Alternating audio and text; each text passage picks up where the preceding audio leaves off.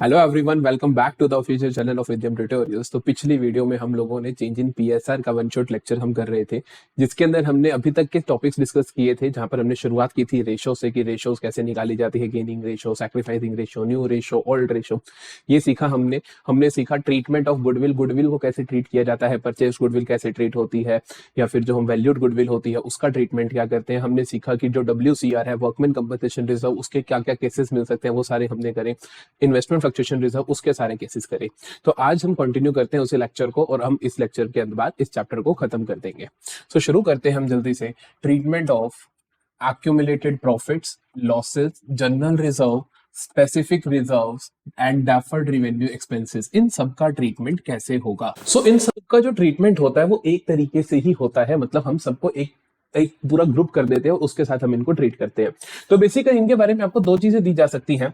आपको कहा जा सकता है क्वेश्चन के अंदर कि इन सारी चीजों के बारे में कि partners have decided to distribute all of them, या फिर वो कह सकते हैं partners have decided to write off all of them.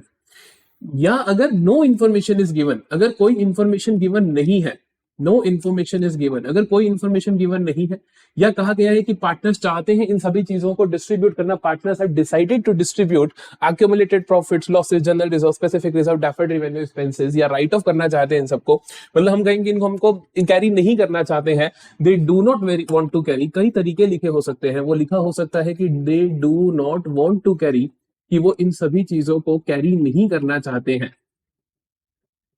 तब हम क्या ट्रीटमेंट करते हैं। या फिर दूसरा केस क्या हो सकता है, जो दूसरा केस हो सकता है वहां पे कह देता है कि they want to show these items in new firm, जो नई फर्म बन रही है, जो न्यू कॉन्स्टिट्यूटेड रिकॉन्स्टिट्यूटेड फर्म बन रही है, उसके अंदर वो कंटिन्यू करना चाहते हैं। या कह सकते हैं दे वांट टू एडजस्ट, इन सबको एडजस्ट करना चाहते हैं। तो जब ये बातें कही जाती हैं तो हम इसका सेकंड ट्रीटमेंट करते हैं। तो हम इसको बोलेंगे कि एडजस्ट करना चाहते हैं, इसको हम बोलेंगे कि पार्टनर्स डिस्ट्रीब्यूट करना चाहते हैं।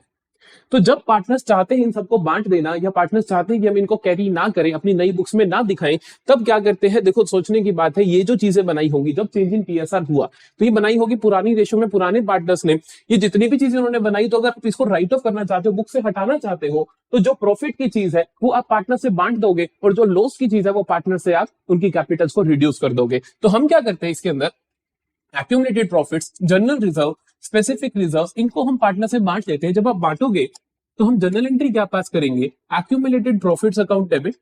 सिंस ये सारी चीजें हम बुक से खत्म करेंगे, इन जो जितनी भी आइटम्स है, जैसे कि मैंने बोला accumulated profits, general reserve and specific reserve, इन सबके क्रेडिट बैलेंसेस हमारे को बुक्स में दिख रहे होते हैं। हम जब इन्हें बांटेंगे तो हम इनको डेबिट करेंगे, क्योंकि हमें इन्हें खत्म करना है, और हम पार्टनर्स को जब ये पैसा दे रहे हैं तो पार्टनर्स की कैपिटल इंक्रीज होगी, इसीलिए उनकी कैपिटल्स क्रेडिट होंगी। तो accumulated profits account debit, accumulated profits जो होते हैं ये जनरली P&L का क्रेडिट बैलेंस के नाम से दिख रहे होते हैं। तो आपको ध्यान रखने कि accumulated profits P&L credit balance, अगर P&L क्रेडिट बैलेंस लिखा तो आप यहां पे लिखोगे P&L अकाउंट डेबिट, अदरवाइज आप लिखोगे accumulated profits account debit. General reserve account debit, general reserve account debit, specific reserve account debit, जो भी स्पेसिफिक रिजर्व है, स्पेसिफिक रिजर्व में जनरली आपको जो मिलते हैं वो मिलता है WCR and investment fluctuation reserve. To, old partners capital account, अगर मैं ओल्ड लिख रहा हूं तो इसका ऑटोमेटिकली मतलब है कि हम पुरानी रेशो में बांट रहे हैं। तो आप क्या कर दोगे, इन सबको यहां पर डिस्ट्रीब्यूट कर दोगे ओल्ड पार्टनर्स कैपिटल अकाउंट में। जब एक्यूमुलेटेड प्रॉफिट के बारे में ध्यान रखना, P&L क्रेडिट बैलेंस नाम दिया जा सकता है। इन दोनों के बारे में ध्यान रखना कि आपको सिर्फ और सिर्फ फ्री रिजर्व, सिर्फ और सिर्फ फ्री रिजर्व ही पार्टनर्स में बांटने हैं। ये नहीं कि मान लो उसने कहा कि स्पेसिफिक रिजर्व, जैसे कि वर्कमैन कंपनसेशन रिजर्व है, उसमें 50,000 का रिजर्व है, 20,000 का क्लेम है, तो 20,000 तो क्लेम में जाएगा, और जो 30,000 बच गया है वो ओल्ड पीएसआर में बटेगा। इसे हम लिखते हैं फ्री रिजर्व जो होंगे वो बटेंगे। और इसी तरीके से जो बाकी की दो चीजें, जो कि एक्यूमुलेटेड लॉसेस है और डेफर्ड रेवेन्यू एक्सपेंडिचर्स है, ये राइट ऑफ किए जाएंगे पार्टनर्स की कैपिटल में से, तो कैपिटल्स रिड्यूस होंगी। तो इन तीनों के लिए हम ये ट्रीटमेंट करेंगे, और उनके लिए हम क्या करेंगे, old partners capital account debit, old partners capital account debit to deferred revenue expenditures, to deferred revenue expenditures, to, और दूसरी चीज क्या है हमारे पास, P&L का डेबिट बैलेंस, या फिर मैं कहूं कि accumulated losses account, accumulated losses। तो या तो एक्यूमुलेटेड लॉसेस एग्जिस्ट कर रहे होते हैं या एक्यूमुलेटेड प्रॉफिट, दोनों साथ में कभी नहीं एग्जिस्ट कर सकते हैं। तो हम ये उनकी ओल्ड पीएसआर में यहाँ पर डिस्ट्रीब्यूट कर देंगे, मतलब राइट ऑफ कर देंगे। समझे? तो बेसिकली जब आपने इनको डिस्ट्रीब्यूट करना हो, बुक से हटाना हो, तो हम पार्टनरशिप कैपिटल में ट्रांसफर करेंगे। जिस वजह से पार्टनरशिप कैपिटल इंक्रीज होनी चाहिए हम उसको पार्टनर कैपिटल की क्रेडिट में लिख देंगे। जिस वजह से पार्टनरशिप कैपिटल रिड्यूस होनी चाहिए उसको हम पार्टनर्स कैपिटल अकाउंट को डेबिट साइड में लिख देंगे। तो अब आते हैं कि if they want to show these items in new firm, if they want to adjust these items, वो इनको कैरी करना चाहते हैं, तब क्या करेंगे हम? तब हम क्या करते हैं? हम इनको एडजस्ट करते हैं। एडजस्ट करने के लिए स्टेप नंबर 1 क्या है? That is calculate net effect. वो क्या होता है कि आप कैलकुलेट करोगे नेट इफेक्ट को। तो नेट इफेक्ट हम निकालेंगे। नेट इफेक्ट निकलता कैसे है? नेट इफेक्ट निकलता है, हम पॉजिटिव चीजों को ऐड करते हैं, नेगेटिव को माइनस करते हैं। जैसे कि मैंने आपको बताया इन सब में जनरल रिजर्व, जिसकी वजह से कैपिटल बढ़नी चाहिए, उसको हम पॉजिटिव मानेंगे। जनरल रिजर्व, इसके अंदर आप ऐड कर दोगे स्पेसिफिक रिजर्व। स्पेसिफिक रिजर्व का वही पार्ट जो यूज नहीं हो रहा है, मतलब जो फ्री है, प्लस कर दोगे आप accumulated losses. Accumulated losses minus कर दोगे आप deferred revenue expenditure. Deferred revenue expenditure या तो डेफर्ड रिवेन्यू एक्सपेंडिचर के नाम से आपको देखने को मिलता है या एडवर्टीजमेंट सस्पेंस देखने को मिलता है। माइनस कर देंगे हम एक्यूमुलेटेड लॉसेस। प्लीज ध्यान रखना कि एक्यूमुलेटेड प्रॉफिट या एक्यूमुलेटेड लॉसेस में से कोई एक चीज दिखेगी, दोनों नहीं दिख सकती। ये करने के बाद अब आपके पास जो आंसर है वो आंसर पॉजिटिव भी आ सकता है, वो आंसर आपके पास नेगेटिव भी आ सकता है। अगर तो आंसर आता है आपके पास पॉजिटिव, तो जनरल एंट्री क्या होगी? अगर आंसर आपके पास आता है पॉजिटिव, तो हम जनरल एंट्री क्या पास करेंगे? हम पास करेंगे gaining partners capital account debit to, gaining partners capital account debit to sacrificing partners capital account. जिसने जितना सैक्रिफाइस किया, जिसने जितना गेन किया। सपोज 1/6 किसी ने गेन किया, तो ये जो टोटल आएगा उसका 1/6 पार्ट ही आप डेबिट करोगे। इसी तरीके से जितना जिसने सैक्रिफाइस किया, सपोज 1/6, तो इस टोटल का 1/6 निकालोगे। सिमिलरली नेगेटिव बैलेंस आएगा तो हमारी जनरल एंट्री क्या हो जाएगी? चेंज हो जाएगी। जनरल एंट्री अपोजिट हो जाएगी, तो हम एंट्री क्या पास करेंगे? Sacrificing partners, sacrificing partners capital account debit to gaining partners capital account। जितना सेक्रीफाइस करा, जितना गेन करा। तो ये हमारे पास पूरा ट्रीटमेंट आएगा accumulated profits, losses, general reserve, specific reserve या फिर डेफर्ड रिवेन्यू एक्सपेंडिचर का। तो दो केसेस हो सकते हैं, या तो हमें क्या करना है? डिस्ट्रीब्यूट करना है या नहीं करना। अगर क्वेश्चन साइलेंट है तो हम डिस्ट्रीब्यूट करेंगे। अगर डिस्ट्रीब्यूट करना है तो एक्यूमुलेटेड प्रॉफिट्स, जनरल रिजर्व और स्पेसिफिक रिजर्व, इनको आप पार्टनरशिप कैपिटल में बांट दोगे। एक्यूमुलेटेड लॉसेस और जो आपके पास यहां पर होते हैं डेफर्ड रिवेन्यू एक्सपेंडिचर्स, उनको आप पार्टनरशिप कैपिटल में डेबिट कर दोगे। लेकिन अगर एडजस्ट करना है तो हम क्या करते हैं? हम इनका नेट इफेक्ट निकालते हैं। पॉजिटिव आया तो एंट्री होगी गेनिंग टू सैक्रिफाइसिंग, अगर नेगेटिव आया तो एंट्री होगी सैक्रिफाइसिंग टू। तो हम मूव करते हैं अब इनके क्वेश्चंस पे। हम एक क्वेश्चन इससे रिलेटेड करेंगे, एक क्वेश्चन इससे रिलेटेड करेंगे, ताकि हमारी कॉन्सेप्ट और भी अच्छा बिल्ड हो जाए। तो हमारे पास है पहले क्वेश्चन, इलस्ट्रेशन 15 ऑफ टीएस के बाद, Samiksha, Aish and Divya were partners in a firm sharing profits and losses in the ratio of 5:3:2। तो ओल्ड रेशियो दे रखी है। With effect from 1 April 2019 they agreed to share future profits and losses in the ratio of 2:5:3। तो new ratio दे रखी है। Their balance sheet showed a debit balance of 50,000 in P&L account। आप जानते हो ये accumulated loss है। And a balance of 40,000 in investment fluctuation fund. तो IFF बोल दो या IFR बोल दो, आपको 40,000 दे रखा है। For this purpose it was agreed that goodwill of the firm B valued eight 3 lakh. तो ये आपको वैल्यूड गुडविल दे रखी है। ये आपको क्या दे रखी है? Valued goodwill. आप वैल्यूड गुडविल का ट्रीटमेंट जानते हो। Investments of book value 5 lakh be valued at 4,80,000। तो ये इनकी बुक वैल्यू और मार्केट वैल्यू इनकी रिड्यूस हो चुकी है। तो कहते हैं pass necessary journal entries to record the above transactions in the books of firm. तो हम देखते हैं, हमें बहुत सारी आइटम्स दे रखी है, हम आराम से एक एक को ट्रीट करेंगे। तो सबसे पहले हमारे को आइटम दे रखी है debit balance of profit and loss. कुछ नहीं बोला कि आपको एडजस्ट करना है या डिस्ट्रीब्यूट करना है, तो हम इनको डिस्ट्रीब्यूट कर देते हैं। ये नेगेटिव चीज है क्योंकि डेबिट बैलेंस है, मतलब लॉस है, तो हम इसको राइट ऑफ करेंगे। तो पहली एंट्री हमें क्या देखने को मिलेगी? हम राइट ऑफ करेंगे इस 50,000 के बैलेंस को इनकी ओल्ड पार्टनर से। मतलब ओल्ड पार्टनर्स का मतलब पार्टनर्स तो यही है, बट इनकी ओल्ड रेशियो में, दैट इज 5:3:2। तो हम एंट्री पास करेंगे Samiksha capital account debit, Ash capital account debit, Divya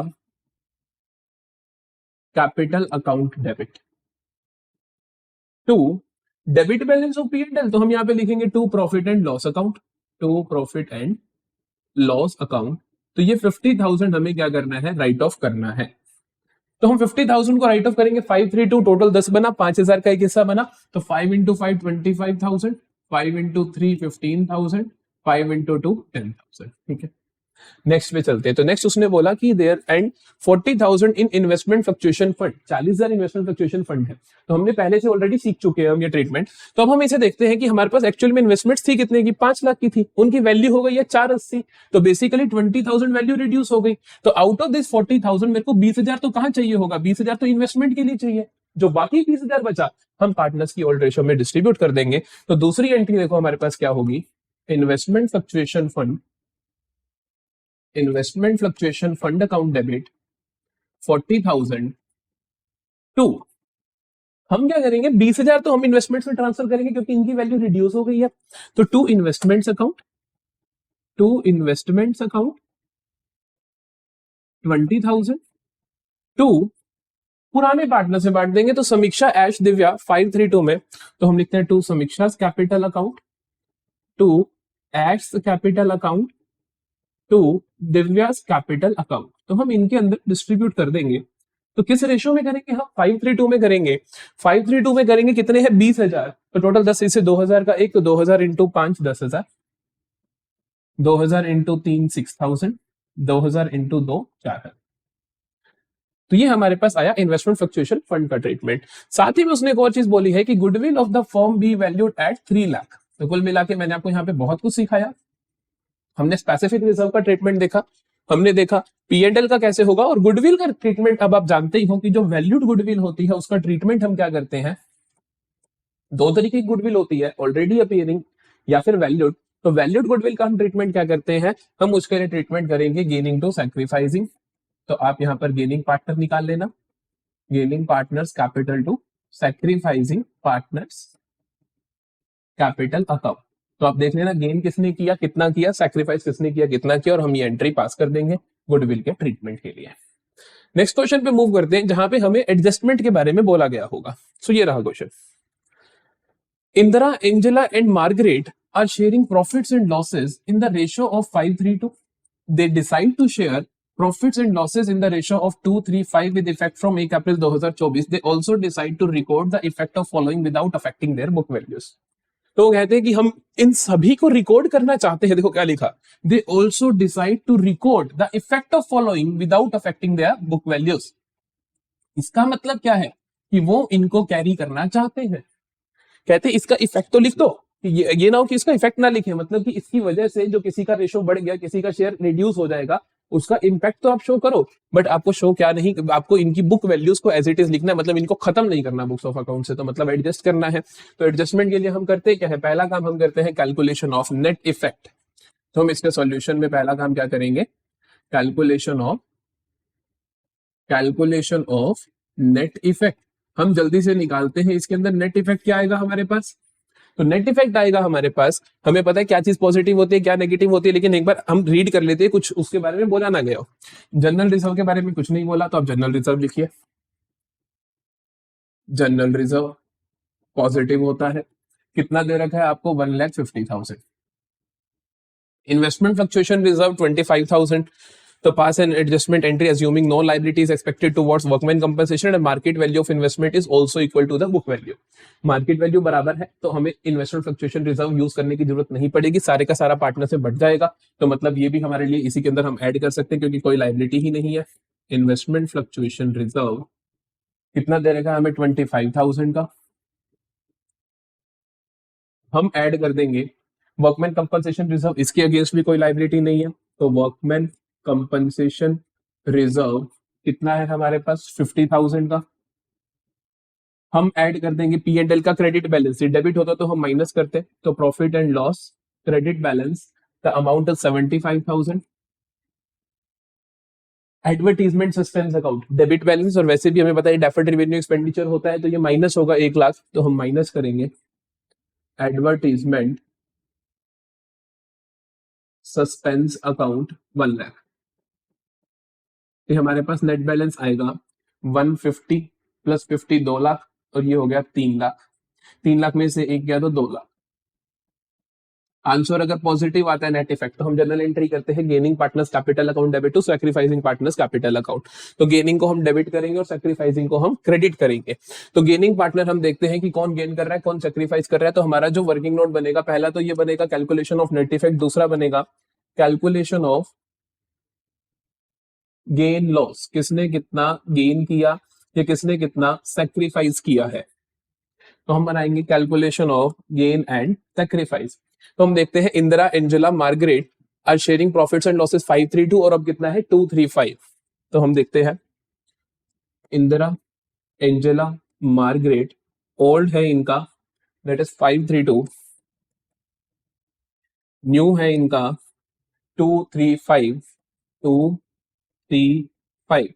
तो हम निकालते हैं जल्दी से, इंदिरा का देखते हैं, हम न्यू माइनस ओल्ड कर देंगे, आंसर पॉजिटिव आया तो गेन वरना सेक्रीफाइस। तो 2/10 माइनस 5/10, तो ये आया हमारे पास नेगेटिव 3/10 विच इज 3/10 सेक्रीफाइस। तो इसने क्या करा, सेक्रीफाइस करा। एंजेला का देखते हैं हम, तो एंजेला का आएगा ए का new is 3/10, old is also 3/10, तो ये 3/10 minus 3/10 that is 0, no gain no sacrifice. Margaret का देखते हैं, हमें पता है अगर इसने सेक्रीफाइस करे, इसने कुछ नहीं करा, तो इसका 3/10 गेन होना चाहिए। हम चेक कर लेते हैं। सो न्यू इज 5/10 माइनस करते हैं ओल्ड दैट इज 2/10, तो हमारे पास आ रहा है 3/10 विच इज गेन। तो इसने गेन करा है और इसने सेक्रीफाइस करा है। हम अब बात करेंगे जनरल एंट्री या एडजस्टमेंट एंट्री। वो जो भी क्वेश्चन अगर एडजस्टमेंट एंट्री लिखा तो आप एडजस्टमेंट एंट्री की हेडिंग डालिएगा। एडजस्टमेंट एंट्री क्या बनेगी, एडजस्टमेंट एंट्री बनती है गेनिंग टू सेक्रीफाइसिंग। गेन करा मार्गरेट ने, आई ने सेक्रीफाइस करा, तो हम एंट्री करेंगे मार्गरेट कैपिटल अकाउंट डेबिट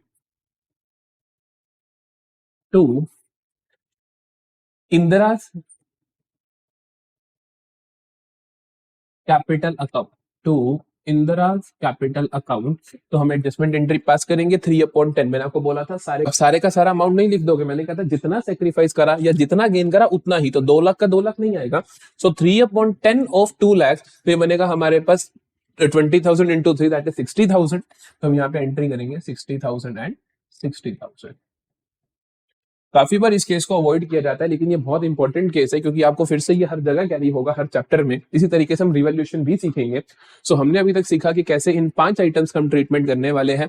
तो एडवर्टीजमेंट सस्पेंस अकाउंट, और हमारे पास P&L का डेबिट बैलेंस, P&L का credit balance, general reserve, specific reserve. तो 2 तरीकों से ट्रीट कर सकते हैं, या तो हम डिस्ट्रीब्यूट करते हैं या हम डिस्ट्रीब्यूट नहीं करते। अगर डिस्ट्रीब्यूट करते हैं तो पार्टनर्स कैपिटल अकाउंट में ट्रांसफर कर देते हैं या वहां से राइट ऑफ कर लेते हैं। अगर हम डिस्ट्रीब्यूट नहीं कर रहे हैं तो हम एडजस्टमेंट एंट्री पास करते हैं गेनिंग टू सैक्रिफाइसिंग या फिर सैक्रिफाइसिंग टू गेनिंग, अगर नेगेटिव बैलेंस आ रहा होता तो। नेक्स्ट ट्रीटमेंट पे मूव करते हैं, that is revaluation of assets and liabilities. तो सबसे इंपॉर्टेंट ट्रीटमेंट आपके लिए, तो revaluation of assets and liabilities. तो किस तरीके से हम रिवैल्यू कर सकते हैं, क्या क्या यहाँ पर भी हमारे पास केसेस सिनेरियोस बन सकते हैं। तो देखो रिवैल्यूएशन के लिए भी सिमिलरली जैसे हमने उन 5 आइटम्स के बारे में पढ़ा, यहाँ पर भी इनके भी 2 केसेस दिए जा सकते हैं। पहला केस वही, partners have decided to distribute revaluation profit loss. यहां पर जनरली ये ज्यादा लिखा नहीं गया था। जनरली जो लिखा जाता है वो लिखा जाता है कि partners want to record new values of assets and liabilities. कि पार्टनर्स चाहते हैं कि हम एसेट्स एंड लायबिलिटीज की नई वाली वैल्यू रिकॉर्ड करें जो हमने अब रिवैल्यू करा है। यहां पर क्या आएगा, partners want to record assets and liabilities at older value. वो चाहते हैं कि हम ओल्डर वैल्यू पे ही लिखें एसेट्स एंड लायबिलिटीज को। यहां पर वो चाहते हैं कि हम एसेट लायबिलिटीज की नई वैल्यूज को कंसीडर करें और उन्हें हम अपनी बुक्स ऑफ अकाउंट्स में लिखें। तो यहां पर ये भी कह जाता है कि डिस्ट्रीब्यूट करना चाहते हैं रिवैल्यूएशन प्रॉफिट लॉस को। यहां पर कई बार ये लिखा जाता है कि they want to adjust revaluation profit loss. की रिवैल्यूएशन प्रॉफिट लॉस जो होगा उसको हम एडजस्ट कर देंगे मतलब कि पार्टनर जिसको कल को गेन हो रहा है तो वो आज ही बियर कर लेगा, लॉस सहन कर लेगा, लेकिन हम यहाँ पर नई वैल्यूज को एसेट लाइबिलिटीज की रिकॉर्ड नहीं करेंगे। तो ये दो केसेस एग्जिस्ट कर सकते हैं। तो पहला केस की जब वो वांट टू डिस्ट्रीब्यूट, या मैं कहूंगी they want to record new values of assets and liabilities, तब किस तरीके से हम ट्रीटमेंट करने वाले हैं। जब केस हमारे पास पहला आता है तब हम क्या करते हैं, तब आप रीवैल्यूएशन अकाउंट बनाने वाले हो। तो आप क्या करोगे, मेक रीवैल्यूएशन अकाउंट। ये अब तक आपको बहुत अच्छे से आता होगा, अभी हम सिखाऊंगा भी सही, आपको पूरा फॉर्मेट रिवाइज करवाऊंगा। तो हम रीवैल्यूएशन अकाउंट बनाएंगे। जो भी रीवैल्यूएशन अकाउंट का बैलेंसिंग फिगर होगा, बैलेंसिंग फिगर जो होगा रीवैल्यूएशन अकाउंट का, वो क्या होगा, will be old partners capital account. तो ऑटोमेटिकली जो हमारे पास रिवैल्यूएशन पे प्रॉफिट या लॉस आया वो उनके पार्टनर्स की कैपिटल की ओल्ड रेशियो में बढ़ जाएगा। यहां पर न्यू बैलेंस शीट जो बनाई जाती है, न्यू बैलेंस शीट जो बनाई जाती है is maintained with new values. क्योंकि हमने बोला ना कि वो नई वैल्यूज को रिकॉर्ड करना चाहते हैं, तो हम यहां पर नई वैल्यूज एसेट लाइबिलिटीज की रिकॉर्ड करते हैं, जो कि यहां पर हम नहीं करेंगे। तो यहां पर पहली चीज क्या चेंजेस आएंगे, आपने उस केस में क्या करा, जब आप नई वैल्यूज को रिकॉर्ड करना चाहते हो तो आपने रिवैल्यूएशन अकाउंट बनाया। यहां पर आप रिवैल्यूएशन अकाउंट नहीं बनाओगे क्योंकि एक्चुअली में आप रिवैल्यूएशन को कंसीडर नहीं कर रहे हो, सिर्फ उनका इंपैक्ट जो पड़ने वाला है उसको आप आज एडजस्ट कर दोगे। तो इसीलिए यहां पर हम रिवैल्यूएशन अकाउंट ना बनाकर हम क्या बनाते हैं, यहां पर स्टेटमेंट शोइंग रिवैल्यूएशन। तो जो भी स्टेटमेंट बना देते हैं, मतलब कि अकाउंट ना बना के हम एक स्टेटमेंट में लिख देते हैं कि यहां से प्रॉफिट हो, यहां से लॉस हुआ, ये हुआ। तो revaluation and net effect is found, हम यहां पर क्या कर लेते हैं, नेट इफेक्ट को निकाल लेते हैं।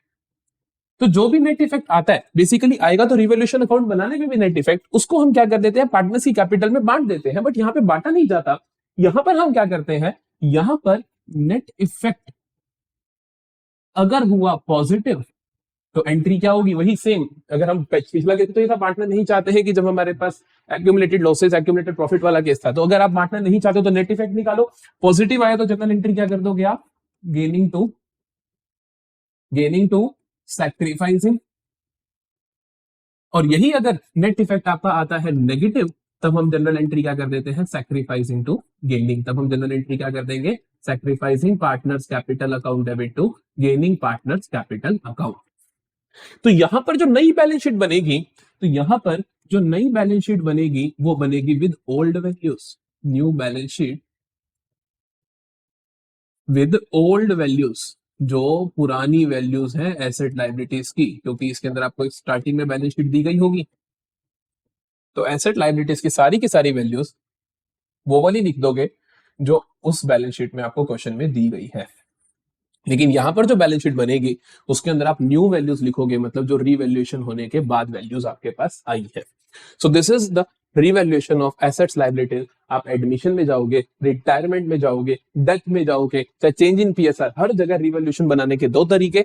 Generally if question is silent, फिर से इफ क्वेश्चन इज साइलेंट कि हमें रिवैल्यूएशन का क्या करना है, जो रिवैल्यूएशन हो रही है, तो फिर से हम यहाँ पर पहला केस जो है हम वो करेंगे जिसके अंदर बेसिकली हम डिस्ट्रीब्यूट कर देते हैं, या हम नई वैल्यूज रिकॉर्ड करना चाहते हैं, जिसके अंदर हम रिवैल्यूएशन अकाउंट बनाते हैं, जिसके अंदर रिवैल्यूएशन प्रॉफिट लॉस को उनकी कैपिटल से बांट दिया जाता है, जहां पे नई बैलेंस शीट के अंदर नई वैल्यूज रिकॉर्ड की जाती है। तो ये होगा हमारा revaluation of assets and liabilities. जल्दी से एक एक क्वेश्चन करते हैं दोनों का। उससे पहले हम फॉर्मेट करते हैं रिवैल्यूएशन अकाउंट का। तो रिवैल्यूएशन अकाउंट दिखता कैसे, यहीं से हमें समझ आ जाएगी कि रिवैल्यूएशन जो स्टेटमेंट है उसमें क्या क्या चीजें आएंगी। तो कुछ ऐसा होगा हमारा रिवैल्यूएशन अकाउंट का फॉर्मेट। तो revaluation account debit side, credit side. तो रिवैल्यूएशन अकाउंट की जो नेचर होती है, वो नेचर क्या होती है, वो नेचर होती है हमारे पास नॉमिनल नेचर। नॉमिनल नेचर का मतलब होता है debit all expenses and losses, credit all incomes and gains. Assets और लायबिलिटीज को जब आप रिवैल्यू कर रहे हो, अगर आपको डेबिट कर देना है, अगर आपको कोई लॉस हो रहा है क्योंकि debit all expenses and losses, अगर आपको कोई प्रॉफिट हो रहा है तो आप उसको क्रेडिट कर दोगे।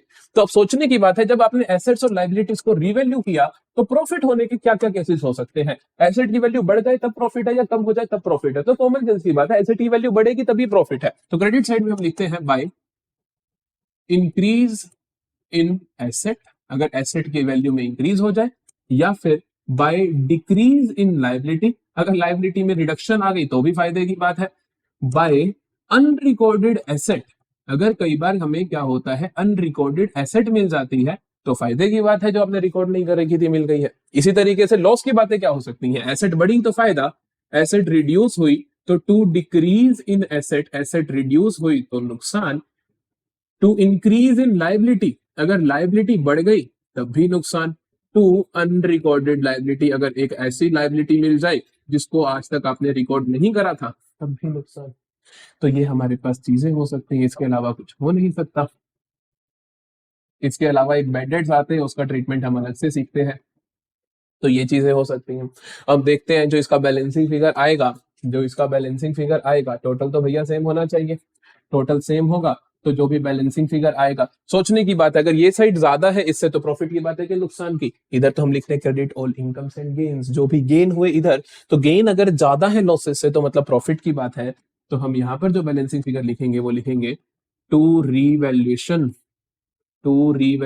प्रॉफिट्स ट्रांसफर्ड, कहां ट्रांसफर करेंगे, पार्टनर्स की कैपिटल अकाउंट में। कौन से पार्टनर्स की, ओल्ड पार्टनर्स। ओल्ड पार्टनर्स का मतलब क्या है कि पार्टनर्स की ओल्ड रेशो में, तो ओल्ड पार्टनर्स कैपिटल अकाउंट।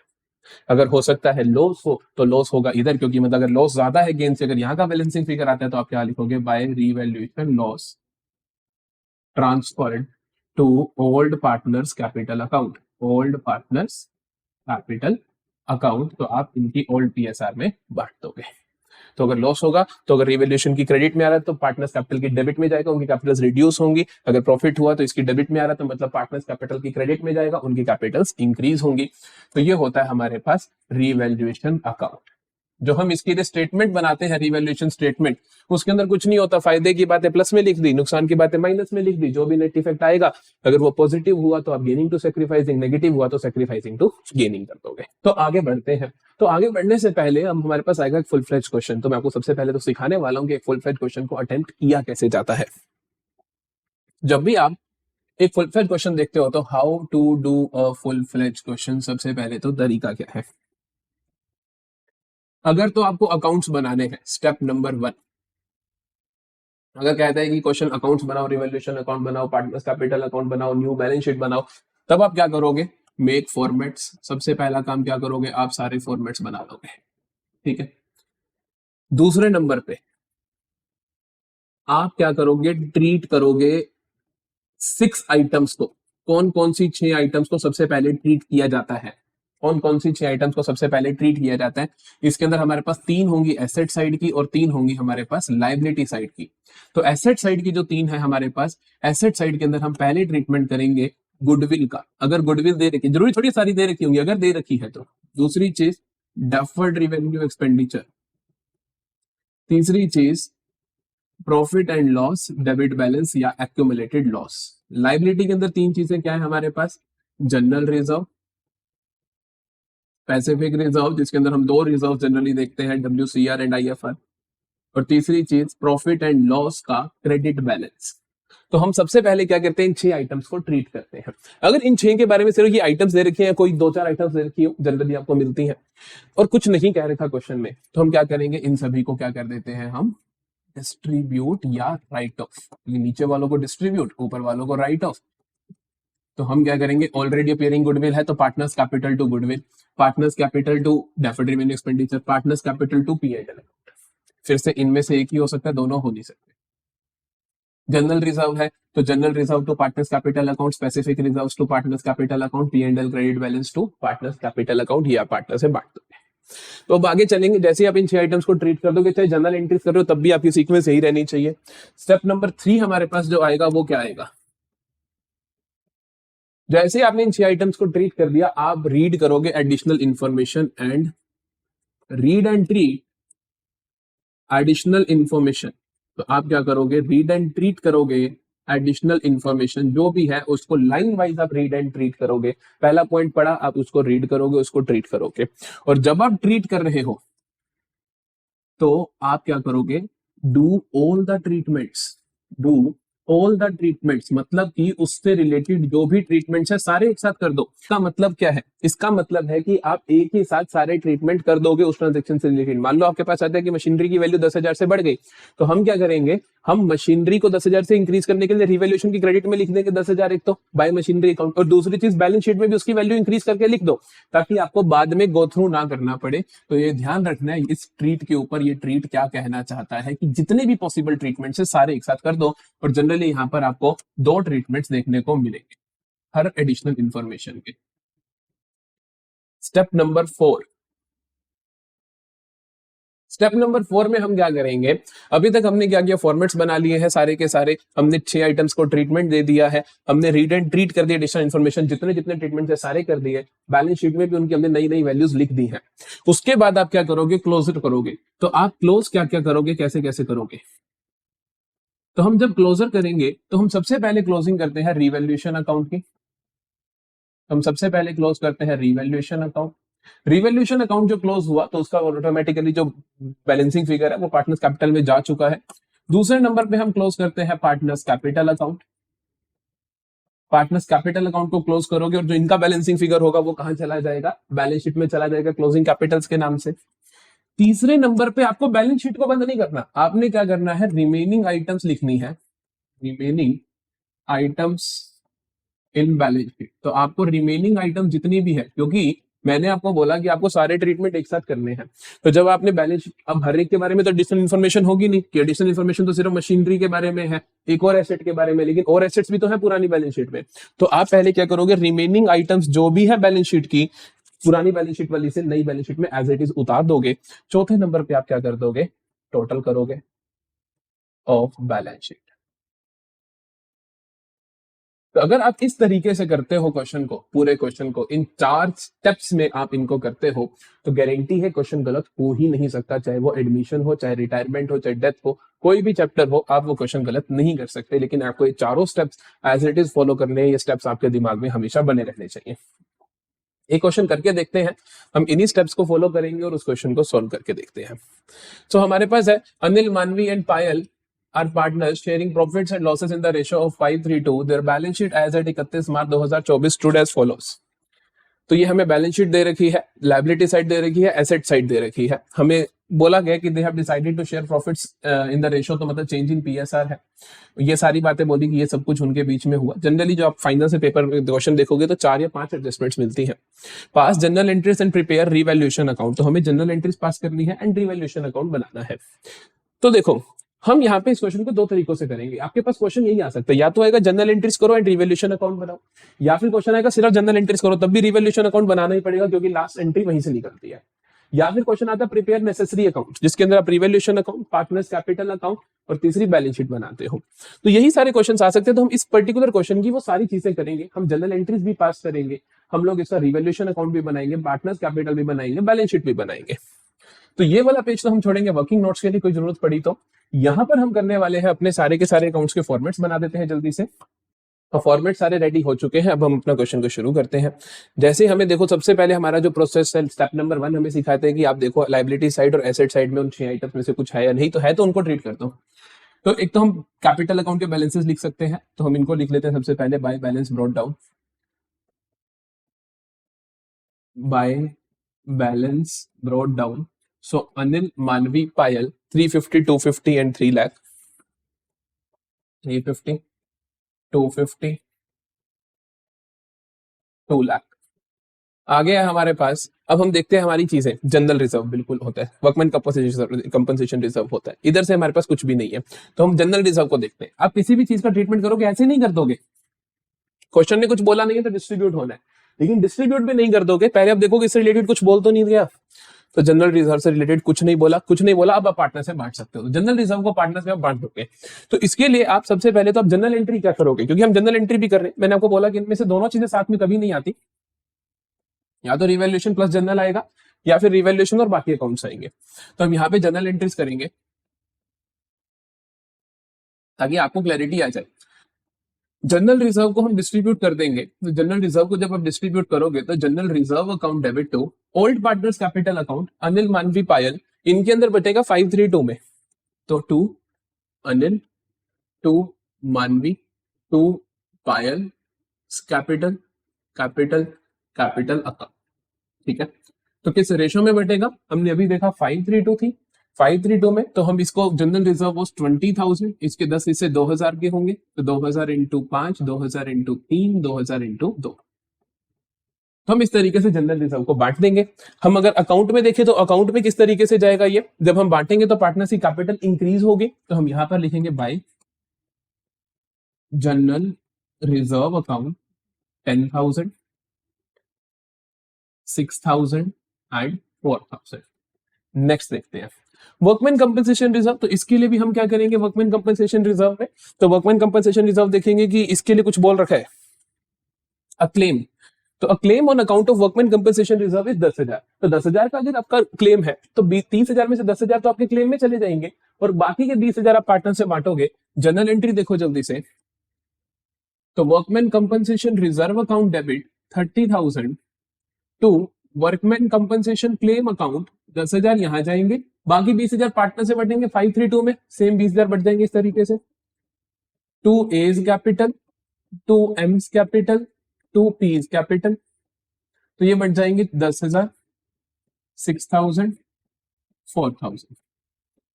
अगर हम अकाउंट्स में देखें तो कैसे ट्रीटमेंट होगा, अकाउंट में कहा जाएगा तो वर्कमैन कंपनसेशन रिजर्व 30,000 में से 10,000 का हमने क्लेम निकाल लिया, 20,000 बांट दिए, तो 10,000 जो क्लेम निकाला वो लायबिलिटी साइड दिखेगा।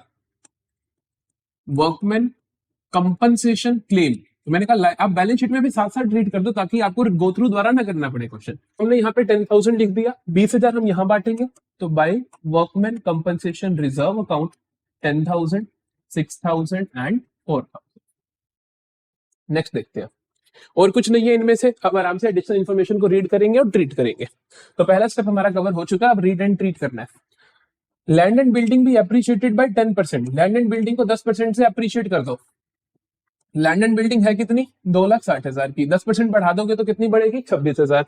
तो आपकी जनरल एंट्री क्या होगी, रिवैल्यूएशन में फायदा हो रहा है तो हम इसकी जनरल एंट्री करेंगे। तो हम जनरल एंट्री ऐसा भी करते हैं कि रिवैल्यूएशन की ना हम इकट्ठी कर देते होते हैं, मैं आपको बताता हूं कैसे। हम पहले इसको रिवैल्यूएशन अकाउंट पे लिखते हैं, रिवैल्यूएशन अकाउंट पूरा बना के उनकी एंट्रीज हम इकट्ठी कर देंगे, क्योंकि अभी पहले रिवैल्यूएशन की ही करनी है हमें सारी। तो हम पहले तो इसको, जब लैंड एंड बिल्डिंग बढ़ी 10% से, तो रिवैल्यूएशन की क्रेडिट में जाएगा by land and building, by land and building 26,000। मैंने कहा था जब आप रीड एंड ट्रीट कर रहे हो तो रीड करा, ट्रीट कंप्लीट करना है। एडिशनल इन्फॉर्मेशन के दो ट्रीटमेंट्स, एक ट्रीटमेंट तो हुआ रिवैल्यूएशन की क्रेडिट में, दूसरा बैलेंस शीट की एसेट साइड में भी आप इसको लिख दो, लैंड एंड बिल्डिंग को आप इसकी नई वैल्यू लिख। तो हम लैंड एंड बिल्डिंग की नई वैल्यू 2,60,000 प्लस 26,000, 2,86,000 यहीं पे साथ के साथ लिख देंगे। तो सो दैट अब हमें इसे बार बार देखना नहीं है, इसे आप टिक करते जाओ, इस तरीके से आप टिक करते जाओ ताकि आपको बार बार देखना ना पड़े। अगला मशीनरी भी रिड्यूस बाय 15%, 15% ऑफ 3,50,000 हमारे पास होगा 52,500, तो हमें 52,500 से मशीनरी को रिड्यूस करना है। तो हम रिवैल्यूएशन की डेबिट साइड में लिखेंगे टू मशीनरी अकाउंट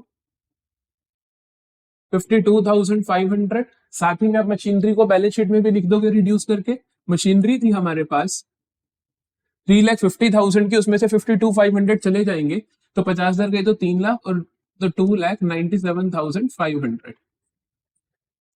आगे आ जाओ, अब मशीनरी भी हो गया, स्टॉक भी increase to 1 lakh, increase to 1 lakh, तो मतलब 1 लाख तक ले जाओ इसको, 90 का है 1 लाख तक लेकर जाओगे तो 10,000 से इंक्रीज हो गया, तो हम इसको इंक्रीज कर देते हैं। तो रिवैल्यूएशन की क्रेडिट साइड में जाएगा बाय स्टॉक अकाउंट, साथ ही में बैलेंस शीट की एसेट साइड में स्टॉक इंक्रीज हो जाएगा, 1 लाख का दिखेगा जो 90,000 का था। फिर आता है provision for doubtful dates be created at the rate 5% on sundry debtors, जितने भी डेटर्स हैं उनका 5% हमें क्या करना है, प्रोविजन बनाना है। तो सन्ड्री डेटर्स हमें दिख रहे हैं यहाँ पर 1 लाख के, तो 5% प्रोविजन बनाओगे तो 5,000 का। फायदे की बात है, नुकसान की बात है, नुकसान की बात है। तो हम इसको रिवैल्यूएशन की डेबिट में लिखेंगे, डेबिट ऑल एक्सपेंसेस, तो to provision for doubtful debts 5,000, साथ ही में आप बैलेंस शीट में भी इसको लिख दोगे डेटर्स 1 लाख लेस प्रोविजन 5,000, तो इनकी वैल्यू गई 95,000। तो हम हर जगह जितने भी ट्रीटमेंट्स हैं हम सारे के सारे ट्रीटमेंट साथ के साथ कर देंगे। नेक्स्ट प्रोविजन हो गया है, a creditor of 5,000 is not to claim the dues, hence it is to be return back. तो मतलब 5,000 का क्लेम नहीं करेगा तो हमारे लिए फायदे की बात है, लायबिलिटी रिड्यूस हो गई, हम इनको भी लिख देंगे। तो फायदे की बात है, बाय क्रेडिटर्स अकाउंट 5,000। यहाँ पे लायबिलिटी साइड में हम लिखेंगे सन्ट्री क्रेडिटर्स की नई वैल्यू। तो सन्ट्री क्रेडिटर्स हमारी पुरानी बुक्स में 50,000 के दिख रहे थे, 5,000 से अब रिड्यूस हो जाएंगे तो 45,000 के दिखेंगे। Next is a claim of account, ये हम ऑलरेडी कर चुके हैं वर्कमैन कंपनसेशन वाला। An expense of 2,000 was paid by the firm for getting the value of land and building certified from chartered engineer. तो ये होते हैं हमारे रिवैल्यूएशन एक्सपेंसेस। जब आपको रिवैल्यूएशन एक्सपेंस दिखते हैं तो उसका ट्रीटमेंट क्या होता है, जो भी रिवैल्यूएशन एक्सपेंस हमें दिखता है तो वो रिवैल्यूएशन की डेबिट में जाएगा।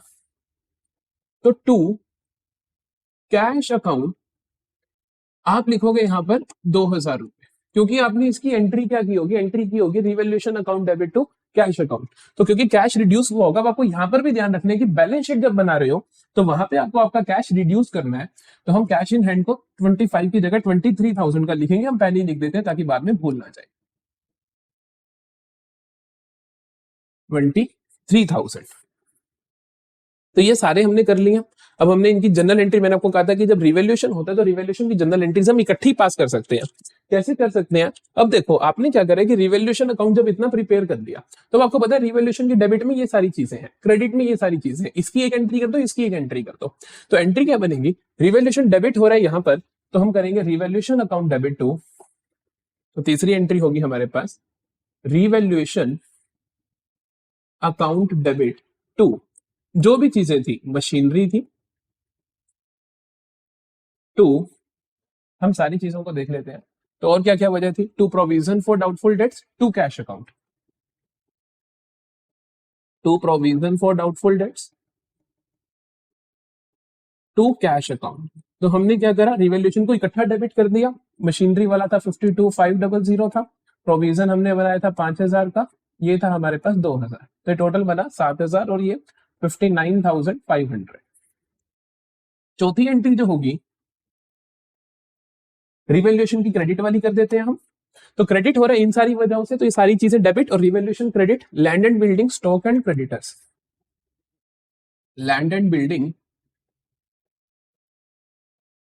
Account debit, stock account debit, creditors account debit to revaluation account. तो लैंड एंड बिल्डिंग हमारे पास इंक्रीज हुई है 26,000 से, स्टॉक हमारा इंक्रीज हुआ है 10,000 से, क्रेडिटर्स हमारे इंक्रीज हुए थे, रिड्यूस हुए थे 5,000 से, तो फायदे की बात थी। तो ये सारों का टोटल आता है 36 और 5 41। तो हम देख सकते हैं, इससे हमें टोटल भी पता चल गया कि रिवैल्यूएशन के डेबिट का टोटल इज 59,500 और ये 41,000। तो बैलेंसिंग फिगर इधर आएगा, हम टोटल कर लेते हैं 59,500, 59,500। तो बाय, अब सोचने की बात है, debit is more than credit, तो मतलब losses are more than profits. तो हम कहेंगे ये रिवैल्यूएशन लॉस हुआ, तो हम एंट्री करेंगे by revaluation loss transfer to Anil, Manvi, Payal, capital, capital, capital. तो कितना कितना जाएगा, ये 41,000 था, तो ये हमारे पास बचा यहाँ पे 18,500। तो ये हमारे पास जो फिगर्स आएंगे वो आएंगे 9250, 5550 और हमारे पास आएगा 1850 इंटू 2, तो 3700। तो ये इस तरीके से डिस्ट्रीब्यूट हो जाएंगे। तो हमने क्या करा, तो हमने ये रिवैल्यूएशन लॉसेस बांट दी, इसकी जनरल एंट्री भी पास करनी है। देखो जनरल एंट्रीज में यही बात होती है कि ये सारी तो हम कर सकते हैं बिना अकाउंट के, लेकिन लास्ट वाली एंट्री के लिए हमें रिवैल्यूएशन अकाउंट बनाना पड़ता है। तो हम ये एंट्री क्या करेंगे, partners capital account debit, Anil's capital account debit, Manvi's capital account debit, Payal's capital account debit to revaluation account. तो हमने इनको क्या करा, रिवैल्यूएशन लॉसेस डिस्ट्रीब्यूट कर दिए। तो रिवैल्यूएशन लॉसेस कितने आए थे इसके, 9250, 5550, 3700, टोटल इज 18,500।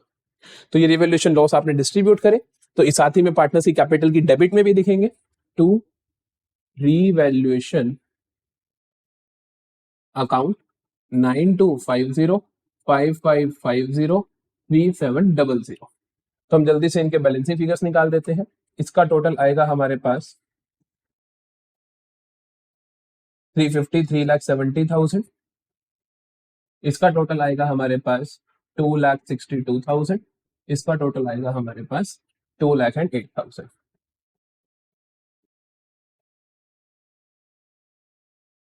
सेम बैलेंसेस आप लिख सकते हो यहां से। यहाँ जाएगा हमारे पास टू बैलेंस कैरी डाउन, इनकी क्लोजिंग कैपिटल्स 370 में से 9250 हम माइनस करेंगे तो 9,000 गए तो 3,61,000, 3,60,750। 262 में से 5,550 माइनस करेंगे तो हमारे पास आ जाएगा 257, 256, 350 नहीं 450। और यहाँ पर आ जाएगा 2,08,000 में से 3,700 गए तो 3,000 गए तो 2,05,000, 5,000 में से 700 गए तो 2,04,300। तो ये हमारे पास आ जाएंगी इनकी क्लोजिंग कैपिटल्स। हमने क्लोजर ऑलरेडी सीख लिया है कि हम सबसे पहले रिवैल्यूएशन अकाउंट को क्लोज करते हैं, फिर हम पार्टनर्स कैपिटल को क्लोज करते हैं, क्लोजिंग कैपिटल्स को ट्रांसफर करेंगे वहां पर। तो हमारे पास यहाँ पर आ जाएंगे कैपिटल्स अनिल, मानवी, पायल। कैपिटल्स हम एंड में लिखते हैं तो 360,750, 360,750, 256,450, 256,450 और ये है 204,300, 204,300। तो हम इनका टोटल कर लेते हैं तो 0, 15, 1, 11, 1 तो 9,21,500 ये आ रहा है। क्या अब हम सीधा बैलेंस शीट का टोटल करेंगे? नहीं, हम क्या करेंगे, रिमेनिंग आइटम्स को लिखेंगे। तो अगर हम स्टेप्स को ध्यान रखें तो हमें रिमेनिंग आइटम्स देखनी है। यहां से आपने सारे टिक कर रखे हैं तो मतलब ये सब कुछ हो चुका है। यहां पर देखो, ये कर चुके हो, ये कर चुके हो, ये कर चुके हो, ये कर चुके हो, ये कर चुके हो, ये दो चीजें रहती है, इन्हें लिख दोगे। Bill receivable 70,000, cash at bank 1,05,000। तो bills receivable 70,000, cash at bank 1,05,000। तो बिल्कुल आपको सीक्वेंस में चलना है, आपका क्वेश्चन गलत नहीं होगा। हम जल्दी से टोटल कर लेते हैं इनका। सो 9,21,500, 10,000, 45,000 तो 9,76,500। इधर भी यही आएगा, हमें अपने आप पे भरोसा है। 9,76,500। जल्दी से हम टोटल चेक कर लेते हैं। सो 2,86,000, देन वी हैव 2,97,500, 1,00,000, 95,000, 23,000, 70,000, 1,05,000। तो ये भी टोटल यही आ रहा है 9,76,500। तो बैलेंस शीट मैच हो ही जाएगी। तो बेसिकली आपको यहाँ पे सीखना क्या है, आपके जो स्टेप्स है उसके ऊपर आपको भरोसा होना चाहिए, उनको एग्जैक्टली फॉलो करना है। तो फुल फ्लेज क्वेश्चन आप गलत नहीं करोगे, वो किसी भी चैप्टर में से आ जाए। तो जनरल एंट्रीज यही तक होंगी, इसके अलावा नहीं होंगी। और ये हमारे पास एक फुल फ्लेज क्वेश्चन के हमने सब कुछ करके देख लिया। अब लास्ट क्वेश्चन आता है हमारे पास। जो लास्ट क्वेश्चन है हमारा, that is full fledge question. यहाँ पर बस हमें क्या करना है, एडजस्टमेंट एंट्री पास करनी है। रिवैल्यूएशन का ही क्वेश्चन है, बट यहाँ पे हमें रिवैल्यूएशन प्रॉफिट लॉस डिस्ट्रीब्यूट नहीं करने, एसेट लायबिलिटीज को पुरानी वैल्यूज पे रिकॉर्ड करना है। तो कहते हैं कि Sita, Rita and Gita are sharing profits and losses in ratio of 5:3:2। They decided to share profits and losses in the ratio of 2:3:5 with effect from 1 April 2024. They also decide to record the effect of following revaluations without affecting the book values of assets and liabilities by passing an adjustment entry. तो वो क्या कहते हैं कि without affecting book values of asset liability, मतलब पुरानी value record करना चाहते हैं। तो उसने बता रखे हैं हमें कि इनकी बुक वैल्यूज क्या है और इनकी रिवाइज्ड वैल्यूज क्या है। पास एडजस्टमेंट एंट्री। तो हम इसके सॉल्यूशन में सबसे पहले क्या कर रहे होंगे, तो हम स्टेटमेंट शोइंग रिवैल्यूएशन बनाएंगे। स्टेटमेंट के अंदर कुछ ऐसा नहीं होता, आप अपनी मर्जी से कोई भी बॉक्स बना दो, कोई इसका फॉर्मेट नहीं होता। अब देखते हैं जो पॉजिटिव चीजें उन्हें हम ऐड कर देंगे। लैंड एंड बिल्डिंग की बुक वैल्यू 5 लाख है, रिवाइज वैल्यू 5,50,000 है। फायदे की बात, आप ऐड कर दो। तो आप लिखो increase in land and building. Land and building में जो इंक्रीज आया, कितना आया, 50,000, वो लिख दो। अब इसमें प्लांट एंड मशीनरी में रिड्यूस आया तो माइनस कर दोगे। तो decrease in plant and machinery हम माइनस कर देंगे 10,000, नेगेटिव है तो आप उसको ब्रैकेट्स में लिख दोगे। सन्ड्री क्रेडिटर्स रिड्यूस हो गए, फायदे की बात है, लायबिलिटी रिड्यूस होगी तो फायदे की बात है। तो डिक्रीज इन क्रेडिटर्स, क्रेडिटर्स अगर रिड्यूस हो गए 5,000 से तो हमारे लिए फायदे की बात है, आप ऐड कर दो। आउटस्टैंडिंग एक्सपेंसेस आपके इंक्रीज हो गए, मतलब लायबिलिटी इंक्रीज हो गई तो नुकसान की बात है। तो इंक्रीज इन आउटस्टैंडिंग एक्सपेंसेस कितने से इंक्रीज हो, 15,000, और कुछ है नहीं। टोटल करते हैं जल्दी से, तो 50,000 इंक्रीज है तो हमारे नुकसान की बात है, नेगेटिव लिखते हैं। 50 और 5 15, 55 में से 15 गए तो 40,000, 40 में से 10 गए तो 30,000। पॉजिटिव बैलेंस आ रहा है तो एंट्री आपको पता ही है, गेनिंग टू सैक्रिफाइसिंग। जल्दी से कैलकुलेशन ऑफ गेन और लॉस, गेन और सैक्रिफाइस निकालते हैं। तो कैलकुलेशन ऑफ गेन सैक्रिफाइस, कि किसने कितना गेन करा, किसने कितना सैक्रिफाइस करा। तो जल्दी से देखते हैं, सीता रीता गीता, इनके ओल्ड रेशो दे रखी है हमें, सीता रीता गीता, ओल्ड रेशो दे रखी है इनकी हमें 5:3:2, 5:3:2। न्यू रेशो दे रखी है हमें इनकी 2:3:5, 3:5। तो हम निकालते हैं जल्दी से सीता के बारे में। सीता का न्यू है 2/10, माइनस कर देते हैं ओल्ड 5/10, तो ये हमारे पास आंसर आ रहा है -3/10, मतलब इसने सैक्रिफाइस करा है। इसी तरीके से हम देखते हैं रीटा का, तो रीटा का क्या है, 3/10, 3/10 कुछ भी नहीं है, तो ये आया 0। गीता का देखते हैं हम, तो new is 5/10 and old is 2/10, तो हमारे पास आ गया इसका 3/10, इसने गेन करा है। कुछ नहीं करना, आपको एडजस्टमेंट एंट्री पास करनी है। तो यहां पर एडजस्टमेंट एंट्री होगी क्या, एडजस्टमेंट एंट्री होगी क्या, एडजस्टमेंट एंट्री होगी गेनिंग टू सैक्रिफाइसिंग। तो किसने गेन करा है, तो गेनिंग टू सैक्रिफाइसिंग, गेन करा है गीता ने, सैक्रिफाइस करा है सीता ने, तो एंट्री होगी Gita capital account debit to Sita capital account. तो कितना गेन करा, क्या सारे का सारा 30,000, नहीं, जितना गेन करा उतना। तो 3/10 और 30,000, 9,000, सिमिलरली ये भी 9,000, तो हमारे पास आएगा अमाउंट 9,000 एंड 9,000। तो ये होगी हमारे पास एडजस्टमेंट एंट्री। तो यहां पर कई बार आपसे नई बैलेंस शीट भी मांग लेता है, यहाँ पे पूरा क्वेश्चन नहीं था, अगर पुरानी बैलेंस शीट दी हो तो नई बैलेंस शीट में आप सारी वैल्यू सेम लिखते हो, सिर्फ पार्टनर्स की कैपिटल्स की वैल्यू चेंज होती है। इस पार्टनर की कैपिटल रिड्यूस हो जाएगी 9,000 से, इसकी इंक्रीज हो जाएगी, बाकी बैलेंस शीट डिट्टो सेम बनेगी। सो यहाँ पर हम लास्ट क्वेश्चन पे थे, यहाँ पर हमारा चेंज इन पीएसआर चैप्टर खत्म होता है। मैं आपको बार बार कह रहा हूँ कि this is the most important chapter. Reason is क्योंकि आगने वाले सभी चैप्टर्स इसी के बेसिस पे चलने वाले हैं। तो फुल फ्लेज क्वेश्चन कैसे किया जाता है, प्लीज आराम से समझो, स्टेप्स को याद करो, फिर क्वेश्चन को सॉल्व करो। Thank you so much for watching the video. अगर आपको पसंद आई है तो प्लीज लाइक करो, शेयर करो, कमेंट्स में बताओ, अगर कोई डाउट्स है तो आप पूछ सकते हो, सब्सक्राइब कीजिए हमारे चैनल को। ऐसे ही हम अगली वीडियो में मिलेंगे। Thank you and bye.